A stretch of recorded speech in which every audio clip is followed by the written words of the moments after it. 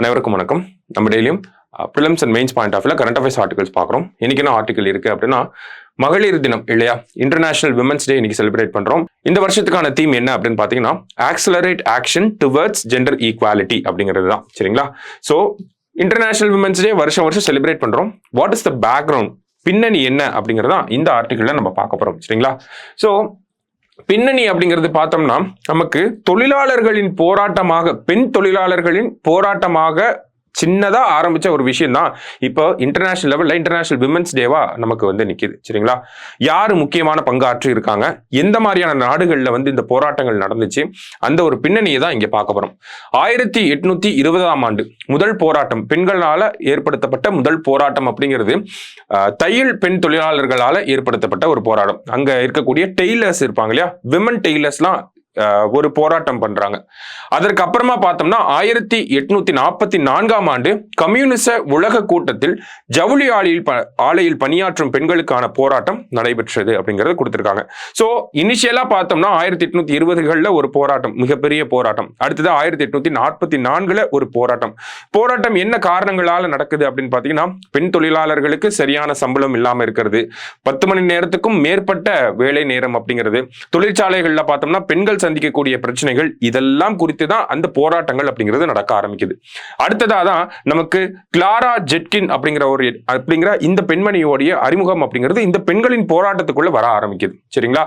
அதாவது பொதுவாகவே பார்த்தோம் அப்படின்னா, உலக அளவுல அந்த காலகட்டத்தில் இந்த தொழில் புரட்சி அப்படிங்கிறது நடந்த காலமாக இருக்கு.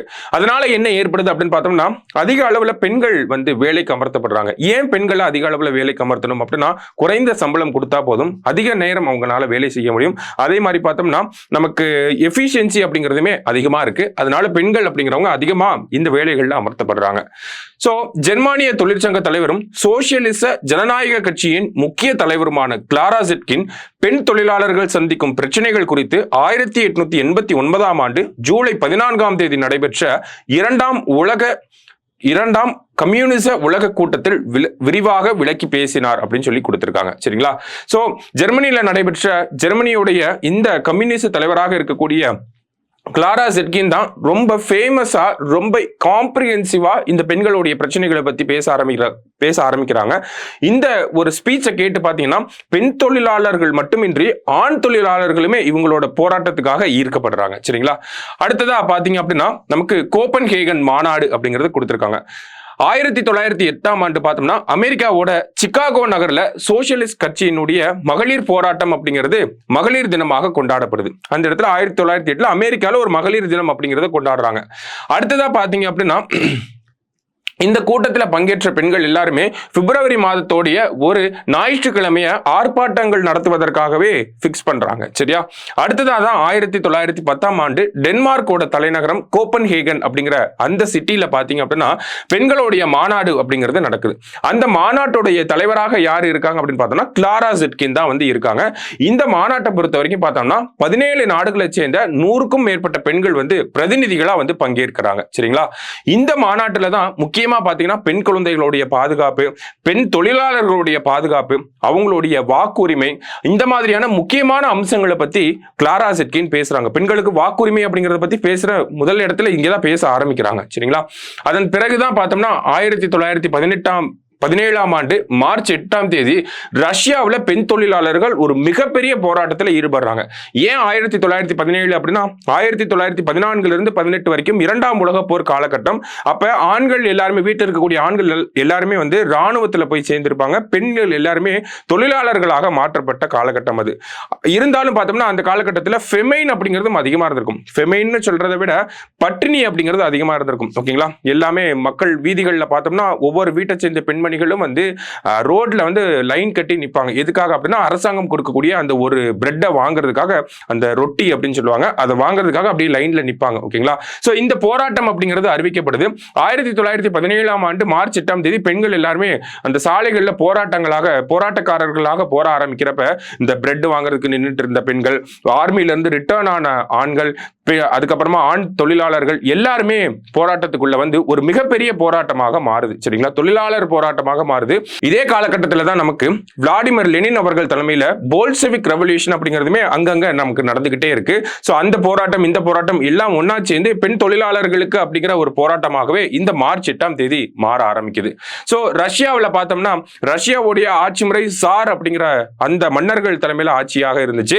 இந்த அக்டோபர் ரெவல்யூஷன் தான் பாத்தீங்கன்னா இந்த போராட்டம், இந்த மார்ச் 8ஆம் தேதி போராட்டம் அப்படியே கொஞ்சம் கொஞ்சமா வந்து அது போல்செவிக் ரெவல்யூஷனா மாறி ரஷ்யால இருக்கக்கூடிய ஆட்சி முறையவே மாற்றியமைக்க வழிவகை செஞ்சது இந்த ஒரு போராட்டம் தான். சரிங்களா?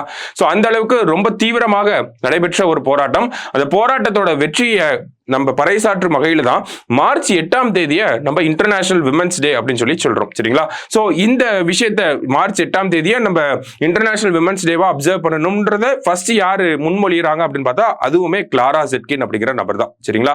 அதன் பிறகுதான் நமக்கு பார்த்தோம்னா பெண்களுடைய கல்வி, பெண்களுடைய வேலைப்பாடு, வேலை வாய்ப்பு இந்த மாதிரியான விஷயங்கள்ல வந்து அதிகமான கவனங்கள் செலுத்தப்பட்டு இப்ப ஜெண்டர் கேப், ஜெண்டர் இன்இக்வாலிட்டி இதெல்லாம் வந்து அட்ரஸ் பண்ணணும் அப்படிங்கிற விஷயங்கள் வரைக்கும் இப்பதான் வந்திருக்கு. சரிங்களா? இப்ப 1975 பார்த்தோம்னா நமக்கு இன்டர்நேஷனல் விமென்ஸ் இயரா நம்ம சொல்றோம். சோ இந்த விமன் கான்ஃபரன்ஸ் அப்படிங்கிறது பாத்தீங்கன்னா நமக்கு 1975 மெக்சிகோல நடந்திருக்கும். சரிங்களா? சோ பெண்களுடைய உரிமை, ஆண் பெண் சமத்துவம், பாலின வேறுபாடு காட்டாம இருக்கிறது, இந்த மாதிரியான முக்கியமான கருத்துக்களை பத்தி இந்த மாநாட்டில் பேசியிருப்பாங்க. அப்படியே தொடர்ச்சியா இப்ப வரைக்குமே அந்த ஒரு குரல்கள் அப்படிங்கிறது எழுப்பப்பட்டு தான் வருது. சரிங்களா? சோ இந்த வருஷத்தோட தீம் என்ன அப்படின்னு பார்த்தோம், நம்ம accelerating action towards gender equality அப்படின்னு சொல்லி கொடுத்திருக்காங்க இல்லையா? சோ ஜெண்டர் இன்இக்வாலிட்டி அப்படிங்கிறது நம்ம சொசைட்டில அதிகமா இருக்கு. நமக்கு gender global gender gap report படி பாக்குறப்ப இன்னும் 2 தலைமுறைகள் ஆகும் ஜெண்டர் ஈக்வாலிட்டி வரதுக்கு அப்படிங்கறத சொல்றாங்க. சோ ஜெண்டர் ஈக்வாலிட்டியை நோக்கி தான் நம்மளுடைய கொள்கைகள் இருக்கணும் அப்படிங்கிறதுலாம் இந்த ஒரு போராட்டத்திலிருந்து நம்மளால புரிஞ்சுக்க முடியுது. சரிங்களா? சோ மார்ச் 8க்கு பின்னாடி இருக்கக்கூடிய வரலாறு தான் நம்ம இந்த இடத்துல பார்த்திருக்கோம். சோ லீடர்ஸ் டெஸ்ட் சீரிஸ் நம்ம அகாடமியோட குரூப் 1 பிரிலிம்ஸ்க்கான எக்ஸ்க்ளூசிவ் டெஸ்ட் பேட்ச் அப்படிங்கிறது மார்ச் 12 ஆஃப்லைன் மோட்ல ஸ்டார்ட் ஆக போகுது. மார்ச் 16 பாத்தீங்கன்னா உங்களுக்கு ஆன்லைன் மோட்ல ஸ்டார்ட் ஆக போகுது. சோ இந்த டெஸ்ட் பேட்சை பொறுத்த வரைக்கும் பாத்தீங்கன்னா உங்களுக்கு கோர் சப்ஜெக்ட்ல இருந்து கொஸ்டின்ஸ், ஒவ்வொரு டெஸ்ட்லயுமே கோர் சப்ஜெக்ட்ஸ்ல இருந்து கொஸ்டின் இருக்கும். உங்களுக்கு ஆப்டிடியூட்ல ஒரு 25 கொஸ்டின் வந்துடும். அது மட்டும் இல்லாம ஒவ்வொரு டெஸ்ட்லயும் கரண்ட் அஃபேர்ஸ் இன்க்ளூட் ஆக போகுது. ஒவ்வொரு டெஸ்ட்லயும் ஒவ்வொரு பாலிசி நோட்டையும் படிக்க போறீங்க. சோ இதுல இருந்து தனியா உங்களுக்கு क्वेश्चंस எல்லாம் வரப்போகுது. சோ மெட்டீரியல்ஸ் அப்படிங்கிறதும் நமக்கு தனியா அவைலபிளாவே இருக்கு. நீங்க அதையும் வேணும்னா பர்ச்சேஸ் பண்ணிக்கலாம். சரிங்களா? சோ வேற ஏதாவது டவுட்ஸ் தெரியணும் அப்படின்னா நம்மளோட அகாடமியோட பிரான்ச்சஸ்க்கு கால் பண்ணி கேளுங்க. சோ இன்னைக்கு டிஎன்ஏல முக்கியமான ஆர்டிகல் பார்த்திருக்கோம். நன்றி.